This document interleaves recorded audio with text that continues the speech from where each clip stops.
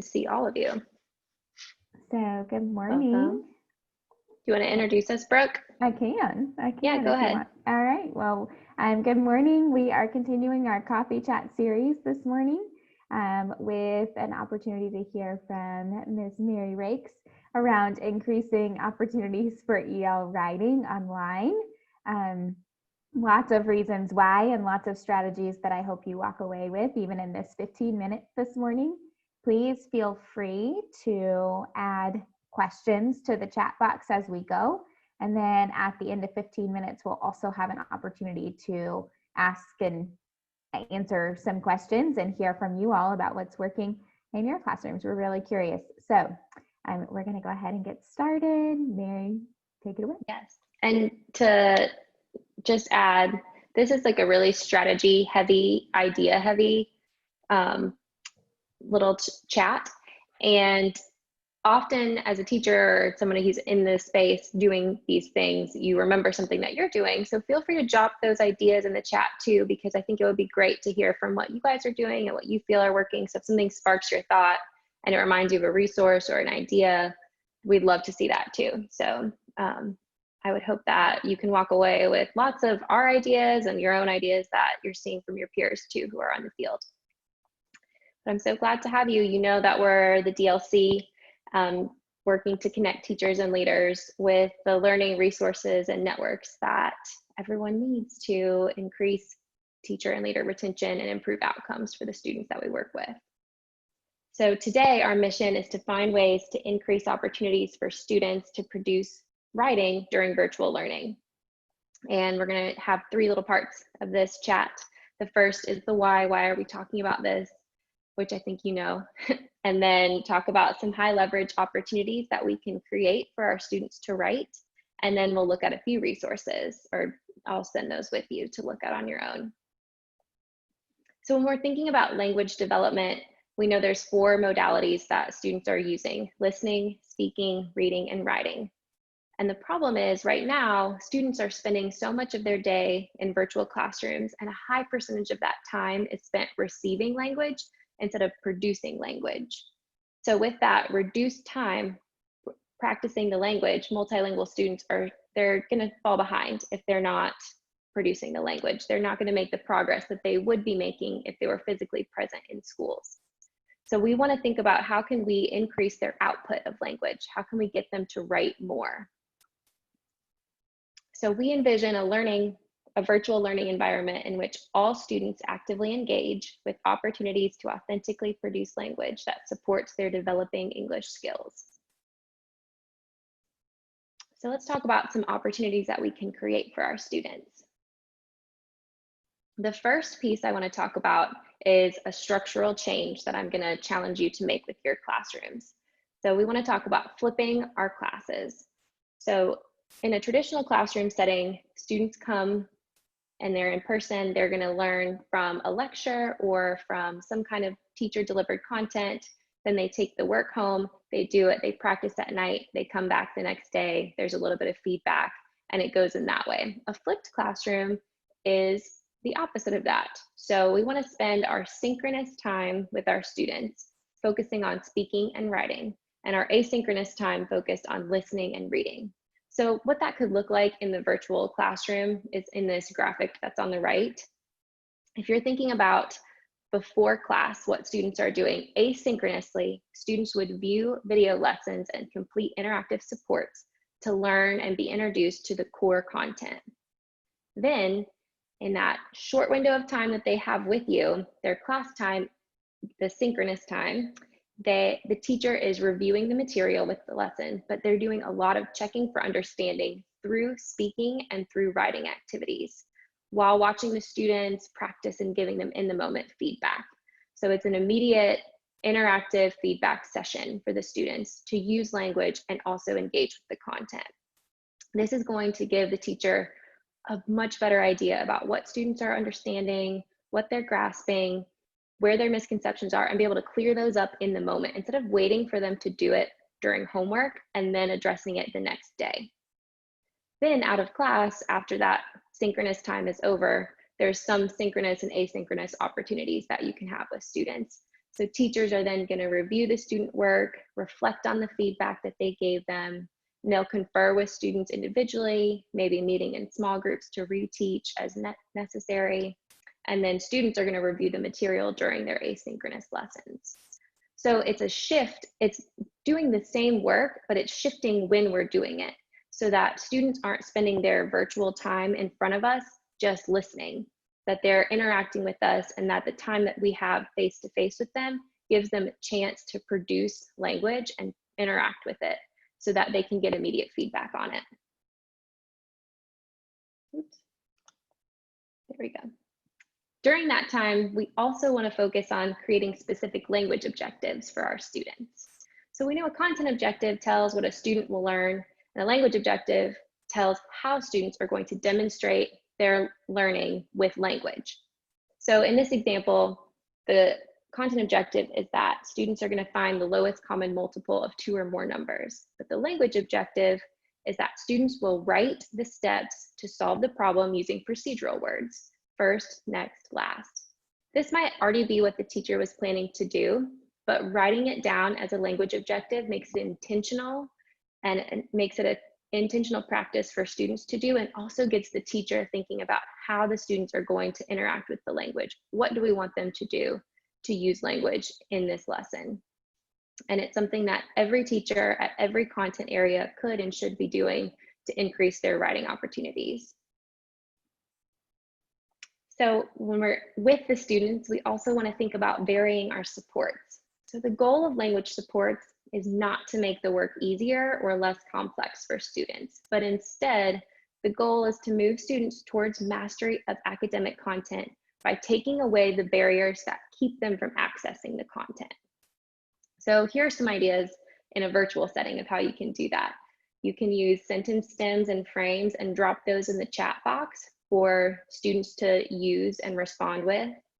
You can verbally process with students. I have a saying that I use with students in writing, and it's, if you can think it, you can say it, and if you can say it, you can write it. So a lot of times it's really helpful with students to verbally process before they write. And when we're in person with them, we do like a choral response, like everybody repeat this with me. And that's hard to do virtually because, with connections and all that, then it's kind of like popcorn.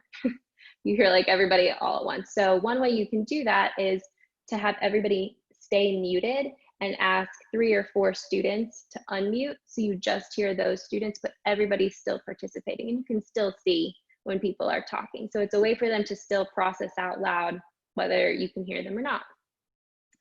Another way that you can get them supports for writing is using thinking maps, which I'm going to talk about in just a minute too. But you can draw them in. I linked something that we love at the DLC called Book Widgets.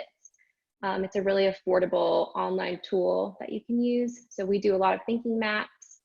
And then also model the writing constantly for students. Do it at least weekly so that they get a great picture of what they're supposed to be working towards. And this is important in every content area.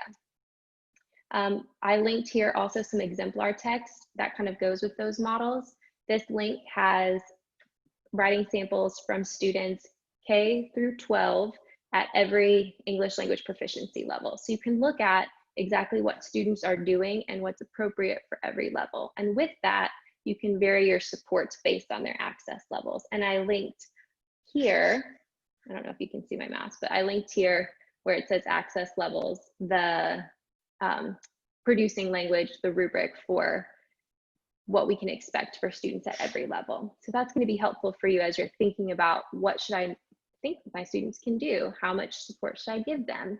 Because we know that a level 1 student is going to have a different support than a level 3 student. Another tool that we love at the DLC, that this is new to me actually, and Brooke introduced it to me and I've been using it even just this week with a group of teachers, is the idea of an interactive whiteboard. So this is just a simple spreadsheet or a document that you use to gather student responses. And so I just took a screenshot of one that I used. And the question is, how might you use this math concept in your own life? And already here, I have a sentence stem, so students can respond and they'll just type in the boxes below.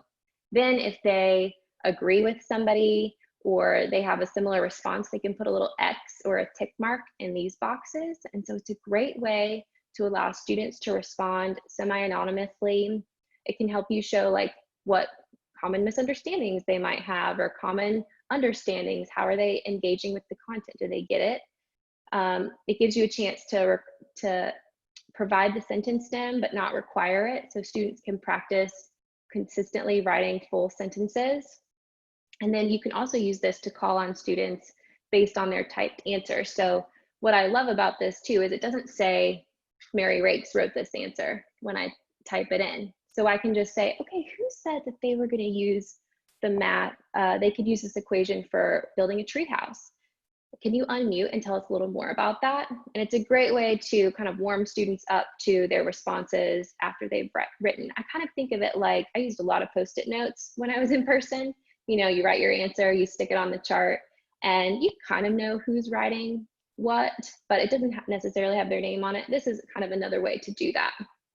It also lets you plant ideas too in the comments. You know, if they're not quite going the direction you want them to go, or you want to give them an idea, but maybe you don't want them to know that this was the teacher answer, so we know how much they want to please us.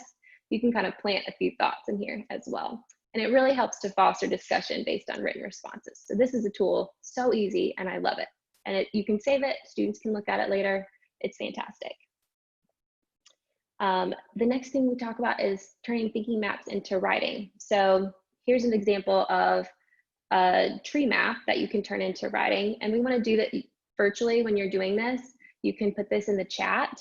You can also have students during their asynchronous time create the thinking map, and then your time in person with them, you're teaching them how to write, turn that thinking map into writing.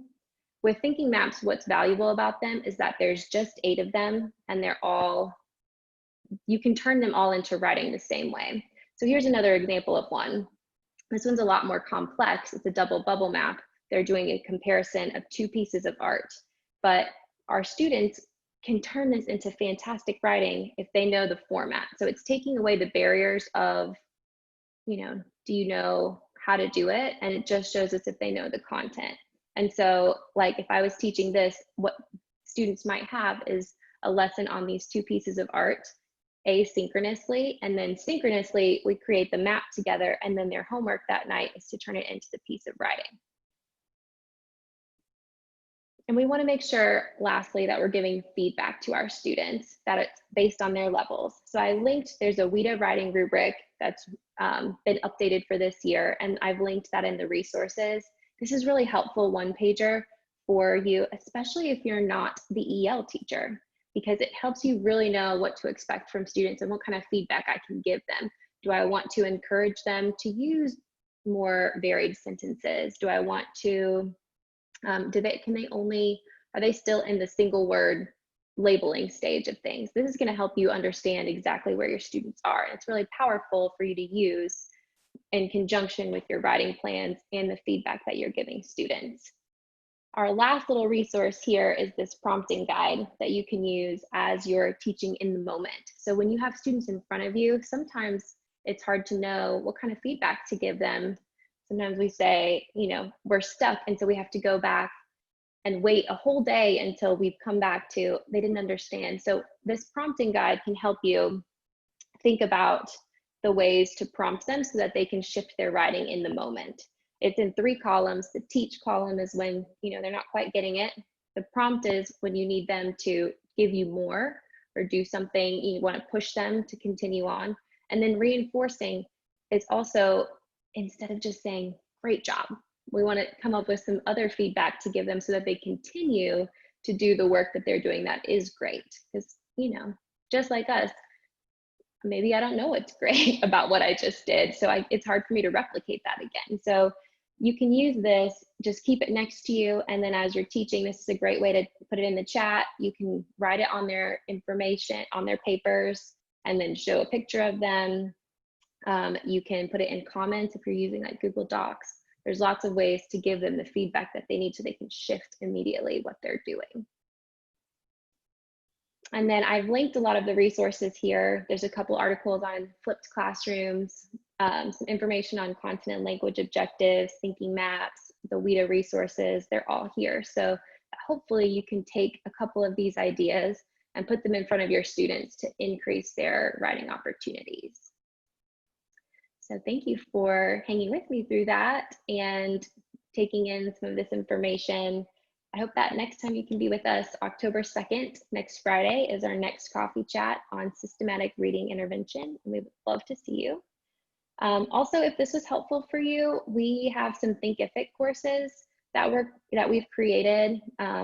They're more in-depth resources on different topics. We have a virtual behavior support, but we've got a speaking support, speaking strategies course that I think you could find really helpful for increasing speaking opportunities for your students. And then this writing, this is on its way to being a course right now. It'll be coming out in October. So if this is all useful information, then consider looking at that if you're looking for more. And then Brooke, I'll bring it back to you. Maybe we've got some questions. Love to hear from you guys. Thank you so much, Mary. That was really helpful. And yeah, we'd love to hear any questions or things that you're doing in your classroom to increase writing opportunities. One thing that really struck me too is, of course, this is good for all students. This is very much from the universal design perspective of increasing opportunities and different modalities and different ways that students can access the content. But it's particularly good for our EL students who need an emphasis on writing during this virtual environment. So I would love to hear what's working for you.